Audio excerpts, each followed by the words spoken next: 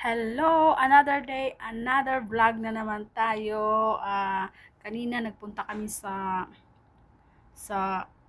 Injustice ba yun? Injustice.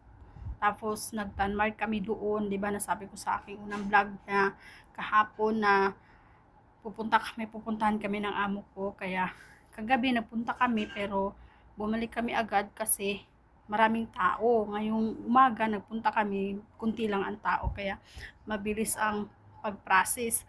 Kaya ayun, nagpunta na kami kanina. Kaya ay nga pala, shout out kay Jason Cervantes and Fairview, Quezon City. Salamat sa panonood mo sa aking video at na-shout out na kaya nakita. Huwag kang mag-skip sa aking mga video ha. Kaya abangan nyo guys ang aking susunod na video. Ayun na nga guys, kanina 'di ba nagkwento ko sa inyo na umalis kami ng amo ko. Pumunta kami dun sa, ang nakalagay sa labas is Justice. Hindi ko lang matandaan guys. Tapos nag-fingerprint kami doon ng kasama ko para yun sa namin sa Stacy Bank. Tapos kasi iba na yung dito guys, kanang yung ang government dito sa sa Saudi, dito sa Riyadh ay nag-conduct ng ganung na ang mismo ang employer na ang magpapadal mag magsisend sa'yo ng pera. Tapos kami na ang magsisend sa pamilya namin ng pera. Kasi dati kasi guys, yung amo kong babae ang nagsisend ng pera sa pamilya ko. Tapos ang ibibigay na lang niya sa amin yung kakulangan kasi bago yun siya magsisend ng pera. Nagtatanong siya sa akin kung magkano yung isisend na pera. Ano ba, sasabihin ko sa kanya 1,000 lang. Tapos may matitira pang 500. Tapos hindi yun siya agad guys ibinibigay yung 500 na yun. Mga isang linggo pang nakalipas bago niya yun ibibigay ang 500. Tapos, pero naman, every month naman siya nagpapasahod. Every month, hindi yun napapalya. Tapos ngayon, ang government ngayon, kung sino yung employer mo sa papel, yun ang magbibigay sa'yo ng pasahod. Halimbawa, yung employer ko ay yung lalaki, yung asawa ng madam ko, yung lalaki, yung amo kong lalaki, siya ang magsisend sa akin ng pera sa STC ko.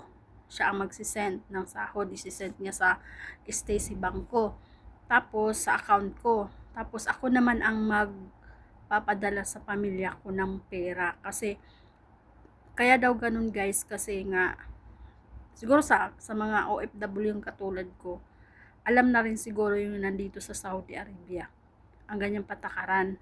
Kasi di ba nga kadalasan dito yung mga worker dito na kapwa ko OFW hindi nakakasahod, di ba? Minsan 3 buwan, 2 buwan, 4 na buwan, 5 buwan, ganyan hindi napapasahod.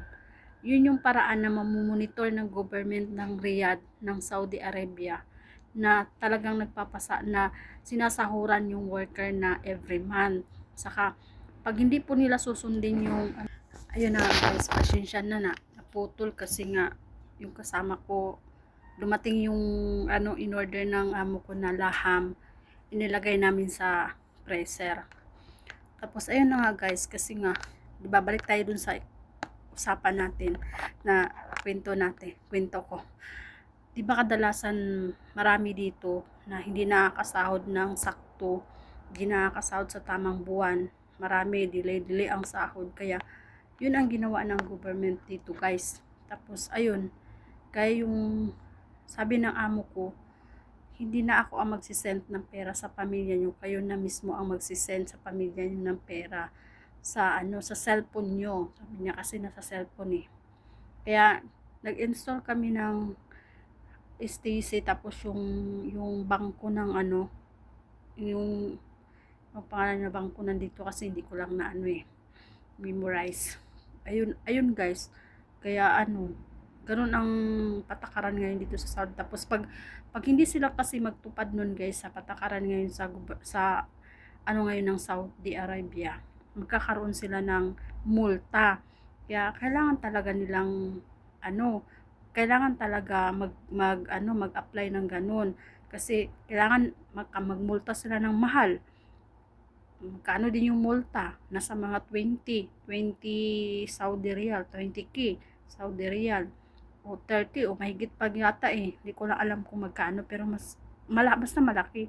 Tapos sa pa doon, ma-blacklist sila, hindi na sila makakuha ng worker. Tapos isa pa doon yung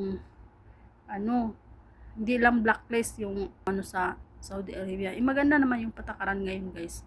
Kasi talagang yung mga hindi nagpapasahod, matitres sila. Kasi matitres dito sa nila na pag hindi nagpapasahod yung employer, malalaman nila na hindi pa to nakasahod na worker na to kasi di ba nakamonitor yan sila. Maganda yun guys, di ba? Maganda yung patakaran ngayon ng Saudi Arabia. At least magkakaroon na ng na yung iba na hindi nakakasahod.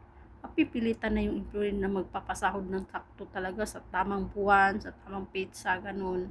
Hindi na madidili. Kaya ayun guys, tama ng kwentuhan. Kaya yun lang ang kwento ko. Thank you sa panonood nyo at huwag kayong skip ng video ko ha. Panoorin nyo pa lang hanggang Thank you so much. God bless you all.